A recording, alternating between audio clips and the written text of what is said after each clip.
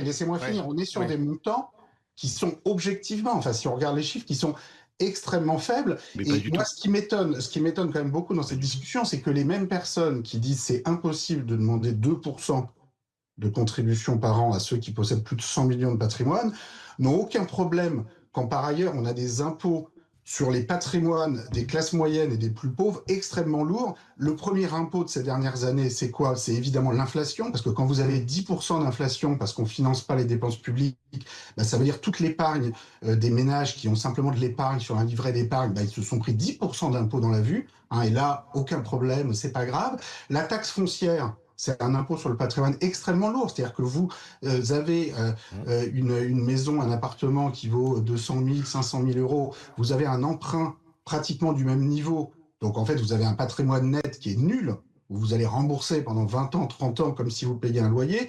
Vous payez la même taxe foncière que quelqu'un qui a le même appartement, mais qui a Alors, 3 millions mmh, d'euros de patrimoine financier. Il monsieur n'y a aucune Piketty, logique économique qui mmh, peut défendre ça. Et moi, là, j'aimerais, Monsieur Gattaz, et tous ceux qui défendent aujourd'hui les milliardaires, que vous mais je défendiez défends pas aussi les les classes milliardaires. moyennes et les classes Mais populaires bien sûr, quand on les matraque de cette mais façon-là. bien sûr.